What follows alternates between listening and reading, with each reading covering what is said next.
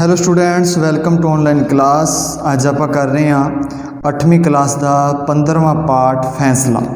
ਇਹ ਕਹਾਣੀ ਹੈ। ਸਭ ਤੋਂ ਪਹਿਲਾਂ ਆਪਾਂ ਜਿਹੜਾ ਇਸ ਕਹਾਣੀ ਦਾ ਸਾਰ ਸੁਣਨਾ ਹੈ, ਸਿਰਫ ਤੁਸੀਂ ਸੁਣਨਾ ਹੈ, ਸਮਝਣਾ ਹੈ। ਕਹਾਣੀ ਦਾ ਸਾਰ। ਸ਼ੈਰੀ ਅਤੇ ਜੁਗਨੂ ਦੋਵੇਂ ਦੋਸਤ ਸਨ। ਉਹ ਦੋਵੇਂ ਦੀਵਾਲੀ ਵਾਲੇ ਦਿਨ ਪਟਾਕੇ ਖਰੀਦਣ ਦੀਆਂ ਵਿਉਂਤਾਂ ਘੜ ਰਹੇ ਸਨ। ਦੁਪਹਿਰ ਨੂੰ ਸ਼ੈਰੀ ਜੁਗਨੂ ਦੇ ਘਰ ਆਇਆ। ਉਸਨੇ ਦੱਸਿਆ ਕਿ ਆਪਣੇ ਨਾਲ ਗਗਨ ਵੀ ਬਾਜ਼ਾਰ ਜਾਵੇਗਾ। ਸ਼ੈਰੀ ਗਗਨ ਨੂੰ ਲੈਣ ਲਈ ਸਾਈਕਲ 'ਤੇ ਗਿਆ। ਇੰਨੇ ਪਿੱਛੋਂ ਜੁਗਨੂ ਦੇ ਘਰ ਪੰਜਾਬੀ ਵਾਲੀ ਮੈਡਮ ਜਤਿੰਦਰ ਕੌਰ ਆ ਗਈ। ਮੈਡਮ ਨੇ ਜੁਗਨੂ ਨੂੰ ਕਿਹਾ ਕਿ ਮੈਂ ਤੁਹਾਡੇ ਭਲੇ ਦੀ ਇੱਕ ਗੱਲ ਕਹਿਣ ਆਈ ਹਾਂ। ਜੁਗਨੂ ਨੇ ਬੜੀ ਹੀ ਉਤਸੁਕਤਾ ਨਾਲ ਪੁੱਛਿਆ, ਦੱਸੋ ਕੀ ਗੱਲ ਹੈ ਮੈਡਮ ਜੀ। ਮੈਡਮ ਨੇ ਕਿਹਾ ਕਿ ਕੁਦਰਤ ਨੇ ਸਾਡੇ ਸਾਰਿਆਂ ਲਈ ਇੱਕ ਛਤਰੀ ਤਾਣੀ ਹੋਈ ਹੈ, ਜਿਸ ਨੂੰ ਓਜ਼ੋਨ ਪਰਤ ਕਹਿੰਦੇ ਹਨ। ਇਹ ਸੂਰਜ ਦੀਆਂ ਪੈਰਾਂ ਬੈਂਗਣੀ ਕਿਰਨਾਂ ਤੋਂ ਸਾਨੂੰ ਬਚਾਉਂਦੀ ਹੈ। ਕਾਰਖਾਨੇ, ਗੱਡੀਆਂ ਅਤੇ ਖੇਤਾਂ ਦੀ ਪਰਾਲੀ ਆਦਿ ਨੂੰ ਕੱਟਣ ਤੋਂ ਬਾਅਦ ਅੱਗ ਲਾਈ ਜਾਂਦੀ ਹੈ, ਜੋ ਇਸ ਛਤਰੀ ਨੂੰ ਬੇਹੱਦ ਨੁਕਸਾਨ ਪਹੁੰਚਾਉਂਦੀ ਹੈ, ਜਿਸ ਨਾਲ ਇਸ ਪਰਤ ਵਿੱਚ ਵੱਡੇ ਸੁਰਾਖ ਕਰ ਦਿੱਤੇ ਹਨ। ਮੈਡਮ ਨੇ ਕਿਹਾ ਕਿ ਜੇ ਅਸੀਂ ਇਸ ਜ਼ਹਿਰੀਲੇ ਧੂਏਂ ਪ੍ਰਤੀ ਬੇਖਬਰ ਰਹੇ ਤਾਂ ਓਜ਼ੋਨ ਪਰਤ ਵਿੱਚ ਹੋ ਰਹੇ ਸੁਰਾਖ ਹੋਰ ਵੱਡੇ ਹੋ ਜਾਣਗੇ। ਇਸ ਦੇ ਨਤੀਜੇ ਵਜੋਂ ਪੈਰਾ ਬੈਂਗਣੀ ਕਿਰਨਾਂ ਕੇਵਲ ਫਸਲਾਂ, ਪ੍ਰਕਿਰਤੀ, ਪਸ਼ੂ ਪੰਛੀਆਂ ਨੂੰ ਹੀ ਨਹੀਂ, ਸਗੋਂ ਸਮੁੱਚਿਤ ਮਨੁੱਖੀ ਜਾਤੀ ਨੂੰ ਹੀ ਆਪਣਾ ਸ਼ਿਕਾਰ ਬਣਾ ਲਵੇਗੀ ਜਾਂ ਬਣਾ ਲੈਣਗੀਆਂ। ਪੈਰਾ ਬੈਂਗਣੀ ਕਿਰਨਾਂ ਦੀ ਮਾਰ ਦਿਨੋਂ ਦਿਨ ਵੱਧਦੀ ਜਾ ਰਹੀ ਹੈ, ਤਾਂ ਮਨੁੱਖ ਦੀ ਆਉਣ ਵਾਲੀ ਸੰਤਾਨ ਅਤੇ ਫਸਲਾਂ ਵਿਕਸਿਤ ਨਹੀਂ ਹੋ ਸਕਣਗੀਆਂ। ਮੈਂ ਇਹ ਅਖਬਾਰ ਵੀ ਲਿਆਂਦਾ ਹੈ, ਜਿਸ ਵਿੱਚ ਪਟਾਕਿਆਂ ਦੇ ਨੁਕਸਾਨ ਬਾਰੇ ਲਿਖਿਆ ਹੋਇਆ ਹੈ। ਸ਼ੈਰੀ ਤੇ ਗਗਨ ਦੋਵੇਂ ਆਏ ਤਾਂ ਜੁਗਨੂ ਨੇ ਪਟਾਕੇ ਨਾ ਖਰੀਦਣ ਦਾ ਫੈਸਲਾ ਕੀਤਾ। ਤਿੰਨ ਦੋਸਤ ਆਪਸ ਵਿੱਚ ਗੱਲਾਂ ਕਰ ਹੀ ਰਹੇ ਸਨ ਕਿ ਗੁਆਂਢ ਵਿੱਚ ਚੀਕਾਂ ਦੀ ਆਵਾਜ਼ ਸੁਣਾਈ ਦਿੱਤੀ। ਪਤਾ ਲੱਗਿਆ ਕਿ ਸਰਗੀ ਦੀ ਮਾਂ ਘਰ ਆ ਰਹੀ ਸਨ, ਤਾਂ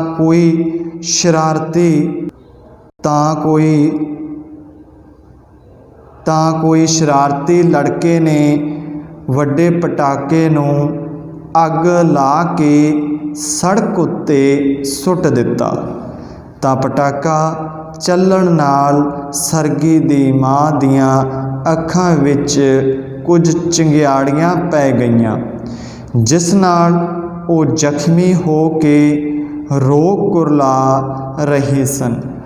ਉਹਨਾਂ ਨੂੰ ਫੌਰਨ ਹਸਪਤਾਲ ਲਿਜਾਇਆ ਗਿਆ ਤੇ ਤਿੰਨਾਂ ਦੋਸਤਾਂ ਨੇ ਫੈਸਲਾ ਕੀਤਾ ਕਿ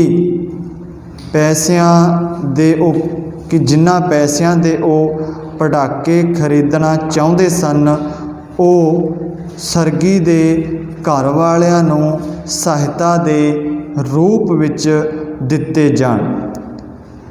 ਉਹ ਤਿੰਨੋਂ ਮਿੱਤਰ ਪੈਸੇ ਦੇਣ ਲਈ ਹਸਪਤਾਲ ਵੱਲ ਰਵਾਨਾ ਹੋ ਗਏ। ਤਾਂ ਇਹ ਸੀ ਆਪਣਾ ਪਾਠ ਜਿਹਨੂੰ ਤੁਸੀਂ ਸਿਰਫ ਸੁਣਨਾ ਹੈ, ਲਿਖਣਾ ਹੈ ਪ੍ਰਸ਼ਨ ਉੱਤਰ। ਹੁਣ ਲਿਖਣਾ ਸ਼ੁਰੂ ਕਰਾਂਗੇ।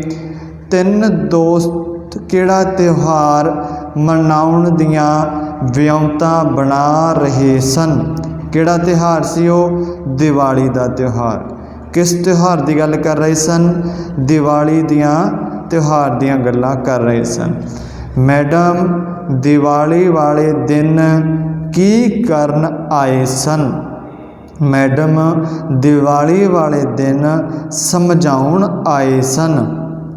ਸਰਗੀ ਦੀ ਮੰਮੀ ਦੀ ਕਿਹੜੇ ਅੰਗ 'ਤੇ ਪਟਾਕੇ ਦਾ ਅਸਰ ਹੋਇਆ? ਅੱਖਾਂ 'ਤੇ। ਕਿਸ 'ਤੇ? ਅੱਖਾਂ 'ਤੇ। ਤਿੰਨੋਂ ਦੋਸਤਾਂ ਨੇ ਪਟਾਕੇ ਖਰੀਦਣ ਲਈ ਲਿਆਂਦੇ ਪੈਸੇ ਦਾ ਕੀ ਕੀਤਾ? ਸਰਗੀ ਦੀ ਮਾਂ ਨੂੰ ਦੇ ਦਿੱਤੇ। ਜਿਹੜੇ ਉਹ ਪੈਸੇ ਸੀ ਉਹ ਸਰਗੀ ਦੀ ਮਾਂ ਨੂੰ ਦੇ ਦਿੱਤੇ। ਦੋਵੇਂ ਦੋਸਤ ਦੀਵਾਲੀ ਵਾਲੇ ਦਿਨ ਕੀ ਵਿਉਂਤਾਂ ਬਣਾ ਰਹੇ ਸਨ? ਵੱਖ-ਵੱਖ ਤਰ੍ਹਾਂ ਦੇ ਪਟਾਕੇ ਖਰੀਦਣ ਦੀਆਂ ਵਿਉਂਤਾਂ ਬਣਾ ਰਹੇ ਸਨ। ਪੰਜਾਬੀ ਵਾਲੇ ਮੈਡਮ ਜੁਗਨੂ ਨੂੰ ਕੀ ਦੱਸਣ ਆਏ ਸਨ? ਜ਼ਹਿਰੀਲੇ ਧੂਏ ਅਤੇ ਪਟਾਕਿਆਂ ਦੇ ਨੁਕਸਾਨ ਬਾਰੇ ਪੰਜਾਬੀ ਵਾਲੇ ਮੈਡਮ ਜੁਗਨੂ ਨੂੰ ਦੱਸਣ ਆਏ ਸਨ। ਜੁਗਨੂ ਨੇ ਕਿਸ ਗੱਲ ਦਾ ਡਰ ਪ੍ਰਗਟ ਕੀਤਾ? ਜੁਗਨੂ ਨੇ ਡਰ ਪ੍ਰਗਟ ਕਰਦੇ ਕਿਹਾ ਕਿ ਦੀਵਾਲੀ ਵਾਲੇ ਦਿਨ ਲੱਖਾਂ ਕਰੋੜਾਂ ਪਟਾਕੇ ਚੱਲਣੇ ਨੇ, ਉਹ ਓਜ਼ੋਨ ਪਰਤ ਨੂੰ ਬਹੁਤ ਨੁਕਸਾਨ ਪਹੁੰਚਾ ਦੇਣਗੇ। ਚੌਥਾ ਹੈ ਅਖਬਾਰ ਵਿੱਚ ਕੀ ਲਿਖਿਆ ਹੋਇਆ ਸੀ ਪਟਾਕਿਆਂ ਦੇ ਨੁਕਸਾਨ ਬਾਰੇ? ਅਖਬਾਰ ਵਿੱਚ ਪਟਾਕਿਆਂ ਦੇ ਨੁਕਸਾਨ ਬਾਰੇ ਲਿਖਿਆ ਹੋਇਆ ਸੀ। ਜੁਗਨੂ ਨੇ ਸ਼ੈਰੀ ਨੂੰ ਕੀ ਕਿਹਾ? ਜੁਗਨੂ ਨੇ ਸ਼ੈਰੀ ਨੂੰ ਪਟਾਕੇ ਨਾ ਖਰੀਦਣ ਦਾ ਕਿਹਾ, ਭਾਵ ਨਹੀਂ ਖਰੀਦਣ ਦਾ ਕਿਹਾ।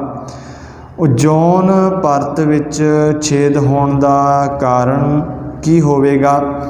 ਓਜ਼ੋਨ ਪਰਤ ਵਿੱਚ ਛੇਦ ਹੋਣ ਜਾਣ ਦਾ ਕਾਰਨ ਇਹ ਹੈ ਕਿ ਪੈਰਾ ਬੈਂਗਣੀ ਕਿਰਨਾਂ ਧਰਤੀ ਉੱਤੇ ਸਿੱਧੀਆਂ ਪੈਣਗੀਆਂ, ਜਿਸ ਨਾਲ ਫਸਲਾਂ, ਪਸ਼ੂ ਪੰਛੀਆਂ ਅਤੇ ਮਨੁੱਖੀ ਜੀਵਨ ਨੂੰ ਆਪਣਾ ਸ਼ਿਕਾਰ ਬਣਾ ਲੈਣਗੀਆਂ। ਪੈਰਾ ਬੈਂਗਣੀ ਕਿਰਨਾਂ ਦਾ ਮਨੁੱਖੀ ਜੀਵਨ 'ਤੇ ਕੀ ਅਸਰ ਪਵੇਗਾ? ਪੈਰਾ ਬੈਂਗਣੀ ਕਿਰਨਾਂ ਦਾ ਮਨੁੱਖੀ ਜੀਵਨ 'ਤੇ ਮਨੁੱਖ ਦੀ ਆਉਣ ਵਾਲੀ ਸੰਤਾਨ ਵਿਕਾਸ ਨਹੀਂ ਕਰ ਸਕੇਗੀ। ਮਨੁੱਖ ਦੀ ਆਉਣ ਵਾਲੀ ਸੰਤਾਨ ਵਿਕਾਸ ਨਹੀਂ ਕਰ ਸਕੇਗੀ। ਤਿੰਨਾਂ ਦੋਸਤਾਂ ਨੇ ਕੀ ਕਰਨ ਦਾ ਫੈਸਲਾ ਕੀਤਾ? ਤਿੰਨਾਂ ਦੋਸਤਾਂ ਨੇ ਸਰਗੀ ਦੀ ਮੰਮੀ ਭਾਵ ਮਾਂ ਦੀ ਸਹਾਇਤਾ ਕਰਨ ਦਾ ਫੈਸਲਾ ਕੀਤਾ। ਗੁਆਂਢ ਵਿੱਚ ਜਦੋਂ ਚੀਕਾਂ ਦੀ ਆਵਾਜ਼ ਗੁਆਂਢ ਵਿੱਚੋਂ ਚੀਕਾਂ ਦੀ ਆਵਾਜ਼ ਕਿਉਂ ਆ ਰਹੀ ਸੀ? ਕਿਉਂਕਿ ਸਰਗੀ ਦੀ ਮੰਮੀ ਦੀਆਂ ਅੱਖਾਂ ਵਿੱਚ ਪਟਾਕੇ ਦੀਆਂ ਕੁਝ ਚਿੰਗਾੜੀਆਂ ਪੈ ਗਈਆਂ ਸਨ, ਜਿਸ ਨਾਲ ਉਹ ਜ਼ਖਮੀ ਹੋ ਕੇ ਚੀਕਾਂ ਮਾਰ ਰਹੇ ਸਨ। ਪੰਜਵਾਂ ਹੈ ਤਿੰਨੋਂ ਦੋਸਤਾਂ ਨੇ ਕੀ ਫੈਸਲਾ ਕੀਤਾ ਤੇ ਉਹ ਕਿੱਥੇ ਗਏ? ਤਿੰਨੋਂ ਦੋਸਤਾਂ ਨੇ ਸਰਗੀ ਦੀ ਮੰਮੀ ਦੀ ਸਹਾਇਤਾ ਕਰਨ ਦਾ ਫੈਸਲਾ ਕੀਤਾ ਤੇ ਹਸਪਤਾਲ ਵੱਲ ਰਵਾਨਾ ਹੋ ਗਏ ਸਨ। ਵਾਕ ਵਿੱਚ ਵਰਤੋਂ ਚਹਿਲ ਪਹਿਲ ਸ਼ਬਦ ਹੈ। ਚਹਿਲ ਪਹਿਲ ਤਿਉਹਾਰ ਵਾਲੇ ਦਿਨ ਬਾਜ਼ਾਰ ਵਿੱਚ ਬੜੀ ਚਹਿਲ ਪਹਿਲ ਹੁੰਦੀ ਹੈ। ਦੂਜਾ ਹੈ ਵਿਉਂਤ। ਅਸੀਂ ਕੋਈ ਵੀ ਕੰਮ ਕਰਨ ਤੋਂ ਪਹਿਲਾਂ ਵਿਉਂਤ ਬਣਾਉਂਦੇ ਹਾਂ। ਤੀਜਾ ਹੈ ਸਵਾਲ। ਸਾਨੂੰ ਹਰ ਸਵਾਲ ਦਾ ਜਵਾਬ ਸੋਚ ਸਮਝ ਕੇ ਦੇਣਾ ਚਾਹੀਦਾ ਹੈ। ਚੌਥਾ ਹੈ ਕੁਦਰਤ। ਕੁਦਰਤ ਨੇ ਸਾਡੇ ਚਾਅ ਲਈ स्पेस विच कुदरती छतरी ताणी हुई है। स्पेस विच ओजोन परत है जिसनों कुदरती छतरी कहा जाता है या कहा गया है। फैसला, हर काम करन तो पहला सोच समझ के फैसला लेना चाहिदा है। खाली थावां जिन्हों आपां कहने फिल इन द ब्लैंक्स। तिन्ने दोस्त दिवाली लई पटाखे खरीदण लई विਉਂਤਾਂ बना रहे सन।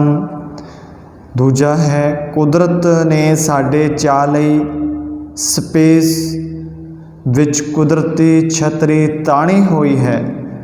तीजा है ओजोन दी परत विच पै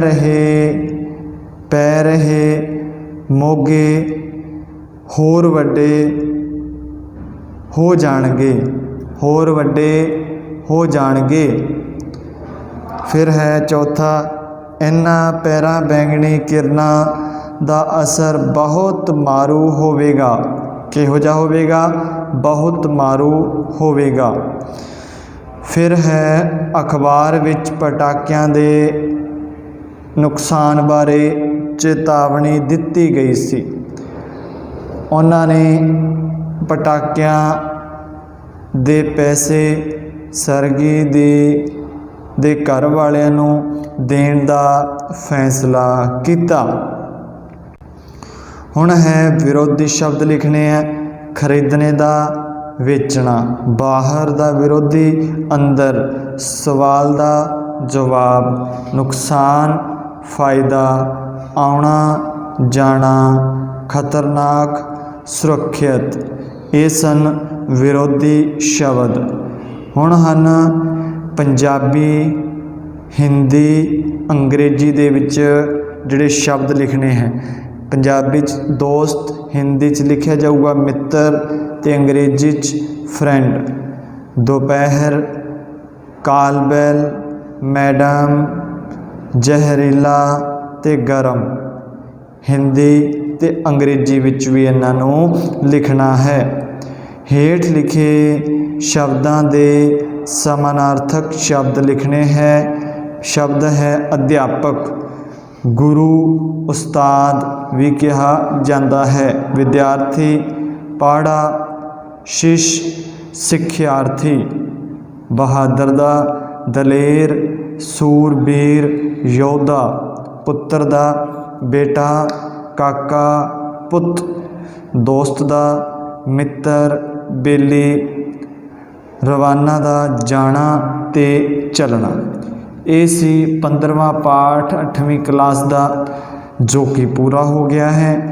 अगली वीडियो दे विच आपां अगला लैसन करांगे। उन्ने समय विच तुसी इस पाठ दे बहु विकल्पी प्रश्न, फिर उस तो बाद छोटे प्रश्नों के उत्तर, फिर संखेप प्रश्नों के उत्तर, सारे प्रश्नों जिन्ने भी तुहानूं दस्से उन्होंने अपनी नोटबुक दे विच नोट करना है। धन्यवाद।